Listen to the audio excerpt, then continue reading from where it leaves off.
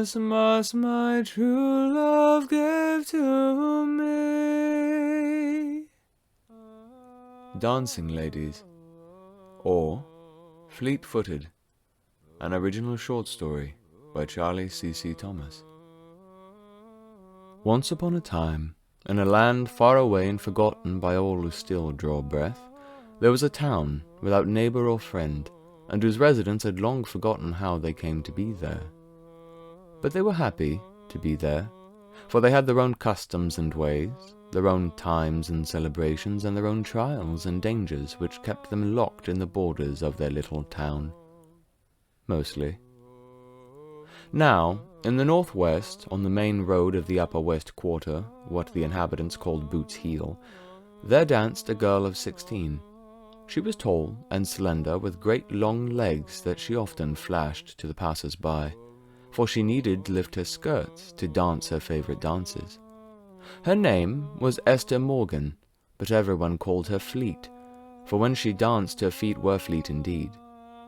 Fleet had already gone up and down King's Road twice, from the western gate emptying onto Hammer Street, to the town centre where the wealthy lived and praised her well-practiced dancing.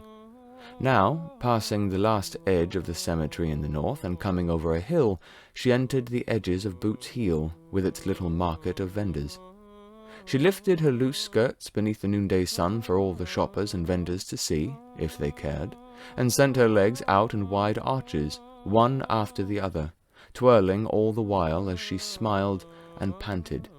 Then she gathered her skirts and leapt high over a tavern-keeper's dog to its great dismay.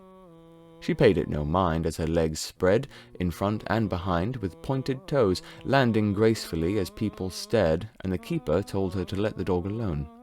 She laughed and twirled once back on her feet, sending her skirts into a disk around her, the puffy arms of her dress flying down her elbows, though the bodice held tight, thanks to some quick work with a needle prior. Then she bent in half, sent a leg overhead and leapt backward, heel barely touching the ground as she slid on the back of her leg and rolled off her hip into a split, then onto a knee and back onto her feet with hands outstretched. She spun then, mouth open and a wide smile as her heart pounded. She laughed a high, sweet thing as she twirled, eventually knocking into someone as she slowed on the other side of the street. She clutched them and apologized, smile still wide and bunching up her cheeks. It was a man, a vendor, old as her father, but with a face none too kind. She swallowed and backed away at the man's glare, but when he caught her eyes, he sighed and pulled an apple off his shelf. "Take it, Fleety. I've watched you dance all morning. You'll kill yourself if you don't eat or rest." She gave a shy smile, deciding that he didn't look so awful after all, nor at all like her father.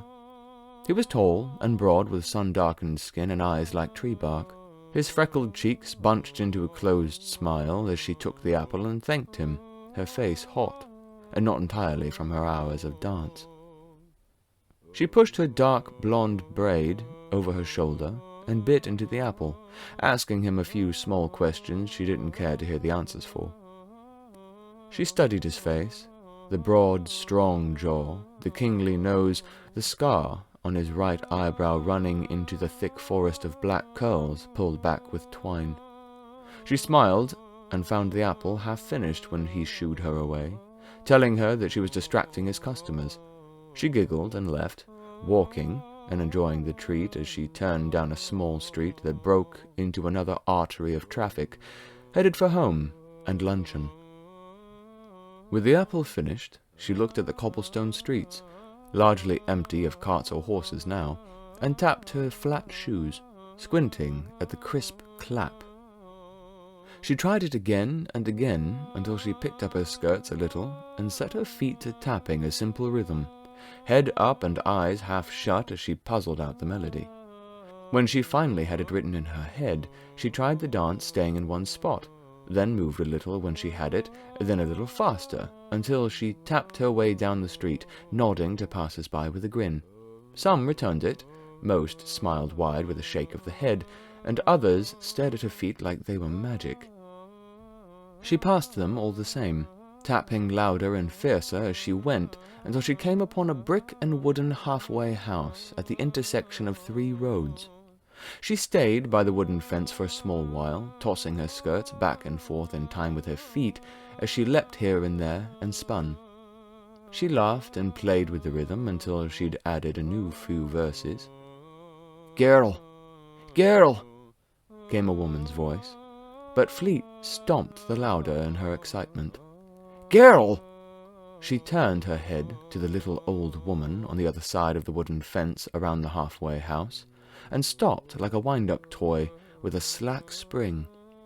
She panted, facing the woman as she peered over the top of the fence, no more than a head taller, and that was only up to Fleet's bosom, if that. But the old woman was straight-backed and clear of eye, with scant a wrinkle in her olive skin.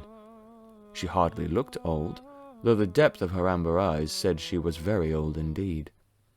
She grinned, eyes shutting in relief as she lifted a hand to the fence and found Fleet again. "Thank you, girl. I'm sorry, but my mind's scattered of late from an approaching anniversary, and the clack of your dancing kept pulling me away from my task." She gestured absently behind her to the garden plots surrounding the house, her scarlet sleeve falling down a tattooed arm, with yellow and purple ravens embroidered at the hems. Her face was kind, pleasant even, with high cheeks and a slender face, but one look at her tattoos made chills dance unbidden up Fleet's back. She licked her lips and furrowed her brow. "My apologies. I don't usually hear complaints to my dances." "Oh, and I have none. It was a very good dance indeed, but it was distracting me from task, you see. I must collect the ingredients for a certain recipe today, lest I fall too short of time." "Well, mayhap I might visit you another day to dance for your patrons, or a song more like. I've been told I have an excellent voice." She smiled like she always did when she wanted someone to agree with her. "And I know most of the songs, happy, angry, sad. I even know the story of the lost folk woman." The little old woman flicked her eyes up to meet Fleet and studied her face, but Fleet didn't care to notice. She was beautiful, and many people often looked at her. "That one always makes me sad, but in a pleasant way, or... Oh, you understand my meaning. Such tragedy always makes for the best songs. But then, maybe not that one. A happier song. A little life to spread never harmed a soul, I think." Fleet found herself ignoring the old woman to look up at the house. The wood was painted, the brick and mortar tended well enough, the garden's the only spot of living green in the whole quarter. "It's impressive what she's done since taking over for that girl who left with the Cunninghams' employ," Fleet thought. Then a sour-faced old man pushed open one of the windows, to his chambers likely, and lit his pipe, the scowl firmly in place as if the lines were sewn in his skin. But when she found the little old woman again, her expression was strange, some measure angry, others sorrowful, with something more beneath yet else. "The spreading of life is fickle, child. Sometimes it brings beauty, with the cry of a babe and the smile of its mother." Her mouth went flat and wrinkled at the corners like she conjured a bitter memory, amber eyes burning coldly. "But others, life brings death. Like wolves unchecked to feast, or forest untended become kindling for summer lightnings." She looked up at Fleet's confused face, but neither changed their expression. "Mayhap it best if you mightn't return here, girl. Nothing against you, but next week, perhaps." She sighed and shook her head. Fleet's face went hot as she huffed through her nose, hands balling at her sides. "Who is this woman to tell me I'm no good for her ramshackle inn?" she thought, but said calmly, "Begging pardon, ma'am, but once you've gathered your herbs for this stew or the like, have you need of me to keep silent still? Until I'm done with the making of my recipe, I shall not have rest of mind, so it would be a great help if you might at least stay your dancing when passing my home. Otherwise, I should like to see her dancing, methinks." She shook her head again, eyes drifting down as cold fire simply became hollow wind in her eyes, whistling a distant memory. "Should my dancing without a tap distract you also?" Fleet asked, almost kindly, though there was a twinge of condescension that made the little old woman furrow her brows and question. "Because I've heard no complaint from any other mouth in this whole town of ours save yours. Should I disappoint the rest of our people to appease your distractedness?" The wind whirled in the woman's eyes until it sparked into fire. Her mouth went tight and flat, and the air around her seemed hotter. But Fleet didn't surrender, only smiled as if victorious in the face of a child, and gathered her skirts like she meant to walk. "Your people, child, not mine. And you may amend your offence by awarding me simply as I've asked." The old woman's voice went with a strange accent as her slender fingers dug into the wood of the fence, nails clawing it. "The end of the week is what I ask. That I might mourn. Afford me this, or I'll afford you nothing." Fleet barked a laugh, and covered her mouth hastily, forcing herself to look embarrassed before she lowered her hand, still grinning, and took up her skirts again. "In this our home, I shall dance as I see fit, and where I see fit, and when too. Don the black and veil your face like the other widows."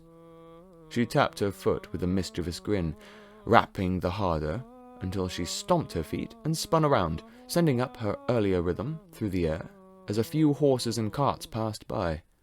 She spun in the middle of the road, nodding to the little old woman each time she faced her, and forcing herself to ignore the pit worming its way deeper into her guts with every pass. For the woman didn't fume, her face didn't go red, her eyes didn't bulge. She just stood straight and set her hands atop the fence, creeping closer with eyes like a cat's that seemed to shine in the sun. Fleet shivered despite the heat. It must have been the wind on her damp skin. Yes, that's it. But she moved away all the same, going further into the near-empty street, ever twirling and ever tapping. She made a stern face at the glaring old woman, and punctuated it with 3 hard stomps in her dance, half to convince herself of her stubbornness, before she spun away down the road to her house. There she was consumed by the old woman, the shape of her face, the sound of her voice, the glare of her eyes. She was a strange creature. Where did she get the gall to speak to her as such? Who was that woman, with no husband or children to care for her in her old age? What sour excuse of a woman was she that she needed to tend herself in her final years, and demand Fleet not dance in the public's roads? And there in her bed and under things, Fleet decided to show the old woman what she was. One who could do nothing but flounder and screech about the things that she did not like, with no power to stop her or put her to shame. "All the town loves my dancing," she thought. "I've danced for poor and rich alike, for pay and fun alike, and I'll not be put off by some crone who finds me distracting." So, the next day, Fleet set out dancing as she usually did, but found herself circling the halfway house thrice in the early morning, and again on her way home for luncheon, and thereafter before dark. But she went about the upper west quarter too, and made many a child smile, small gift for their fear to leave the town for 2 months after the horrible stories those boys, that Joffrey and Jackson, had told. Each time she circled the house and filled it with the stamp of her feet, the old woman met her at the fence as before, reminding her that she'd asked for quiet only around her home for the week while she prepared her concoction. But Fleet would say nothing, only smile at the old woman and try to meet her glare, eye for eye, nearly succeeding once. The next day she did the same, and again, each day circling the house twice as long, until most of her day was spent around the inn, ignoring not just the old woman, but the tenants she'd pulled to her side, and the neighbors on the street now. But they'd only been convinced to complain by the old woman, surely. No one would ever complain of Esther Morgan's dancing. Then she took up her songs with the dance, and laughed at the shouts for her to be quiet, timing the songs with their voices so that those who shouted at her would have no choice but to aid her. She danced and sung each day, growing the louder each time the old woman met her at the fence and reminded her of her request and her promise to afford her nothing should she not listen. And Fleet danced on and laughed and sang of this story and that, until on the 7th day, in evening light, the old woman opened her silent door, padded to stand at her gate and glare at Fleet. When she saw the old woman, Fleet smirked and danced on, lifting her head to sing of the last folk woman, and her forbidden love of the settler that drove her own people away. Fleet had closed her eyes as she made her circuit around the house, looping only once, when something soft struck her head and burst apart. She stumbled sideways as her voice cut dead, eyes flinging open as she caught herself on one knee to find the old woman. Her long hair fell down her tense shoulders, high like a prowling cat, with only the mustard scarf on her head keeping it from her scowling face. No, not scowling. Her amber eyes burned almost with their own light, slender face twisted and grooved like an ancient tree beaten in the wind, her lips peeled back over glinting teeth, some too sharp for a human mouth. She stalked past the gate, bare feet silent on the cobblestones, as the lively green dress parted in front of her like a stately woman, clawed hands curling deeply as a frown with each step. Fleet swallowed as wide eyes took her in, the shadow of her seeming to grow across the ground and flicker as if by firelight. Sweat beaded across Fleet's bodice as she stayed knelt, only thinking to rise a pace before the old woman was in front of her. But before Fleet could find both her feet again, the old woman caught her jaw and pulled her down to her knees, so they were almost eye to eye, fingernails digging into her cheeks. The old woman opened her mouth to speak, and the heat that rolled off her breath made Fleet's eyes water. "This week, of all weeks, you choose to assault me in my grief. But you go too far, girl." She made the word a curse. "To sing that song in my presence at this time? No, no." Her voice didn't raise beyond what might have been conversational, as if she wished her words to remain secret, but the weight of them seemed to spread on the air like she'd screamed. "I'll not be insulted by the likes of your ilk. I've suffered you enough. Repent and redeem yourself, or you'll understand what it means to be afforded nothing by the likes of me." She squeezed harder on Fleet's cheeks until tears fell down her face, mixing with the blood from the woman's nails. Fleet clenched her jaw and whimpered at the pain bursting into her jaw and teeth, hands coming up to claw at the old woman's wrist and arm, to pull and swat and punch. Then she let go and sent her free hand flat across Fleet's face with a closed-mouth scowl and the same fiery eyes. Fleet turned with the force of the slap, catching herself with her hand on the ground before she rose up to her feet, face hot and stinging, fists balled, squinted eyes red and burning as she peeled her lips back to answer. "Show some respect in those words, girl, or I'll show you how, with my own needle and thread to make you mute." Fleet gritted her teeth, glaring down at the little old woman. "Never has anyone hurt me so." The old woman smirked. "Never has a single person insulted me so as you have done right now." "You will not repent to me?" the old woman asked with a steady, low voice, the scowl replaced with a half-pleased grin. "What have I to repent for, when it's you who should repent unto me? For I have delivered to you what you deserve."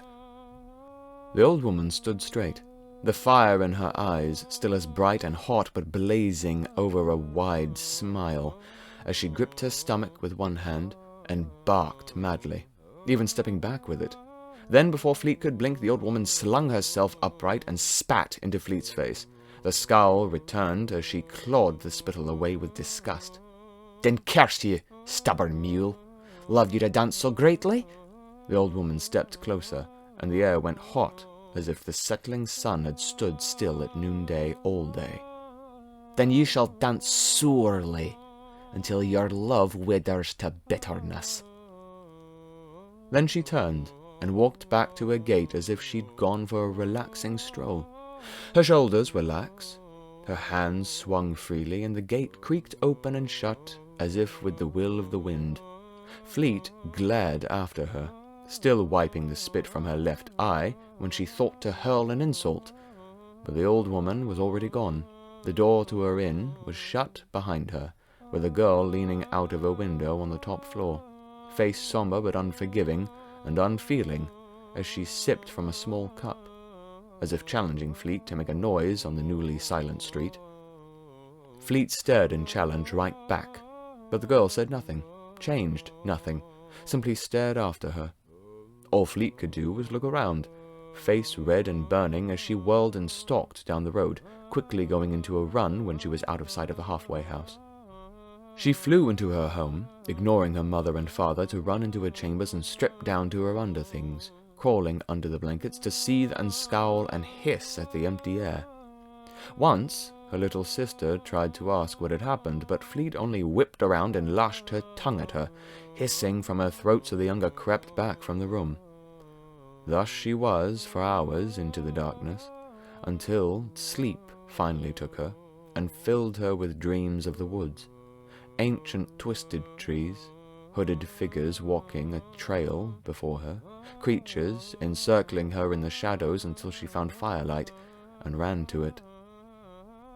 Then she opened her eyes and blinked against the blur, furrowing her brows when she found herself standing in the doorway of her chambers. No, not standing. She blinked the sleep away and looked around her as she approached the stairs and kept walking.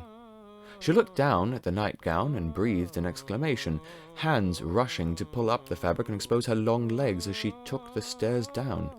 She mouthed curses and told her legs to stop, pulled and beat her own flesh, but they pressed on, taking her to the front door.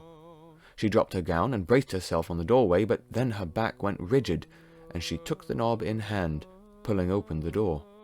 She stepped outside, straining for her hands to take hold of the doorposts, and finding them just as disobedient as the rest of her. She gasped, let back her head, and screamed like she were about to be cut down by a lion. She did it again and again as her legs carried forward, then grunted as she took a pose, tore her dress up the knee on both sides, and danced. She grunted and whimpered as her body moved of its own accord, watching the world blur as she leapt, spun, and twirled, taking King's Road to the center of town and turning north. Minute by minute she danced north to the edge of town and beyond until she kicked up her legs over the Bridge of Python and up the path to Cunning Hill. At the base, she turned and went round the manor, screaming for help as she went, when she wasn't panting and groaning at the ache in her bare feet, that is. And around the hill she went, until she found the rear of the manor, taking a dirt trail that flowed with several others into a larger one, leading her to Northwood. She gasped and wept, heart pounding and feet stinging as she found pebble and stone alike, yet never stopped with each great plant of her feet. Tears trekked her face as she watched her arms gracefully arch after her swinging legs, then leapt down the dirt trail, under the reaching arms of the old untended northern trees. She screamed, emptying her chest and sobbing as she sunk into a split and rolled from hip to foot with a spin and kicked up the other leg behind her in a point. She danced down the path as the moon shone on her, going in waves of screams, sobs, then curses, then sobs again, as the wind blew and sent the night full of rustling leaves, branches, and other things moving in the shadows. But then a warm light twinkled in the distance with 3 shapes in front of it. She quickly caught up to them, finding 3 robed figures with a lamp between them, walking briskly, but carefully. One was enormously tall, head and shoulder above any other man, with the other 2 only a little taller than Fleet herself. "Help me!" she sobbed, but the figures kept pace. She screamed it, trying to interrupt their talk, something about a tribute and the king of the woods folk, but Fleet didn't care. She screamed and shouted and cursed at them as she danced until she was in the front, looking back to find the tall one had blue eyes so pale they could have been silver and black hair on white skin. Lord Cyrus Cunningham. Then she found the one opposite, a woman with auburn hair, hazel eyes, and freckled face, who must have been his lady wife, Barbara Cunningham. She screamed at them as she spun ahead, fresh tears falling down her scabbed cheeks as they continued to speak low to the middle figure. And that one made Fleet stare, best as she could in her ever dance. It was a man, more of a boy really, with short hair and a round face in simple servant's clothes. But it was what he was made from that held her eye. His skin was gold. It wasn't a trick of the light. She'd seen plenty of people in lamplight, and none looked like him no matter how dark their skin. His hair, his nails, his skin and lips, everything was gold save his eyes. Real, honest gold, sparkling like it had been polished and set up for display. Then she blinked, realizing how far away that they'd gotten, and she shouted for them again, screaming like she were being ripped apart. They ignored her like she wasn't there, and she danced into the northward, leaping, twirling, and wailing until her body jerked her east between the trees and spun her like some great ballet around the trunks and over the roots for hours, it seemed. She didn't care of the rustling in the shadow, or the creatures that might lurk there to devour her, nor the strange things that looked like beasts but rose up as men to dance with the silhouettes of horned women. She didn't care of the cold seeping into her bones, from the sweat dripping down her skin in the angry wind, didn't care of the numbness set into her limbs, didn't care to hold up her head. Until, that is, she saw a light between the trees. It grew as she approached, shivering despite the flush of her skin, and broke through the trees to a clearing. The canopy ended in a near-perfect circle, the trees with them, leaving the open air above a huge stone pillar covered in strange glyphs, and smaller versions at the edge of the trees. Fires were lit around the center pillar, casting strange shadows into the grooves of the alien words, but Fleet didn't look at these long, instead flicking from woman to woman, 9 in all, dancing ceaselessly between the central pillar and the rest. They were all grown and no older than their middle years, dressed in simple fabric tied at their shoulders and hips to keep them decent, with their hairs braided down their backs. They moved together as one, dancing in perfect time with each kick, leap, and roll, in perfect time with Fleet, she realized, creeping into their line and joining them. She looked around, wet eyes burning as she went from face to face, finally settling on the woman next to her, as the dance settled into something that let them all stay upright for a moment at least. "Girl," the woman said to her right. "Oh, girl, what did you do to get here?" She was tall, but no giant. Her hair was raven black like her eyes, her long face pained as sweat dripped down her temples. "There was a woman," Fleet sobbed, but the woman furrowed her brows, then set her jaw. "And cursed to be silent," said the woman to herself. "What? No, I speak, even now." The woman looked at her with pity. Then they all flew into a great dance, and the woman at Fleet's left groaned, head reeling as her skin loosened and paled in the firelight. Fleet stared as her red hair became blonde, then grey, then silver and white, as her skin sagged, as her back crooked and bent, and her limbs went thin and weak. Her face went hollow as her teeth fell from her mouth with a great cry. Her rhythm faltered. She wailed, tossing her head back in a rattling scream before the momentum of the dance sent her sprawling back. Fleet watched with wide eyes as she took the place in the circle, the woman now behind her and smiling her gums up to the stars. "I'm free," she whispered. "I'm free, sisters. Then her breath left her, and the other women sent up a song of praise, an old hymn that Fleet had never heard. "Look at me," the woman at her right said. "Look at me, girl. Good. Tell me your name, and I'll tell the others." She can speak for herself. the new woman at Fleet's left said, a short woman with wide hips and a round face. Her curse is not like ours, the woman on her right said, before they all went into a great dip and sent their legs high. Finally, finding a softer rhythm, they let them look at each other in the faces and breathe for a moment. The girl speaks, and we cannot hear. She found Fleet again. Your name? Esther Morgan, she said with a small sob. But everyone calls me Fleet. For my dancing. Then she whimpered and shook her shoulders as their feet went into a flurry beneath them. The woman on her right shushed her and cooed, smiling as they found each other. Esther is a beautiful name. It's my daughter's name. Then shapes came out of the woods behind them, and someone sighed. Another has joined you? Yes, Aoife, the woman on the right said.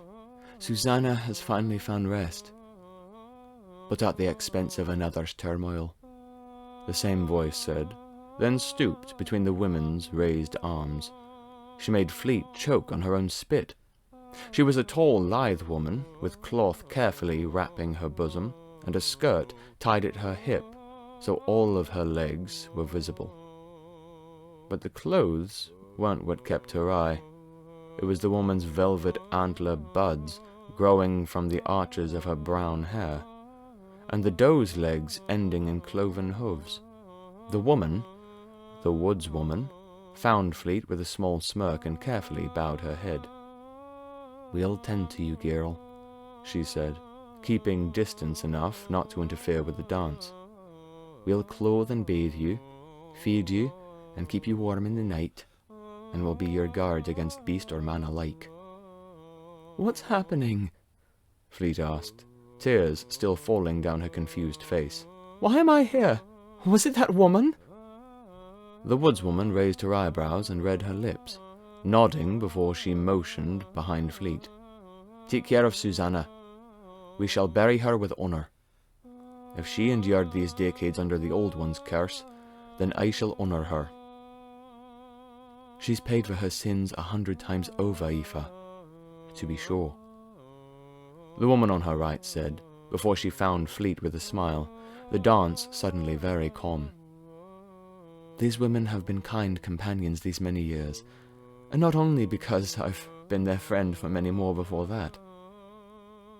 Not only, lady, but we do not forget your kindness, nor your service in keeping a peace we also seek to maintain, Aoife said.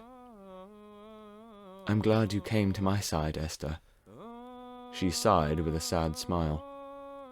It's so strange to say that name now. At any rate, call me Helena. 9 ladies dancing, 8 maids a-milking, 7 swans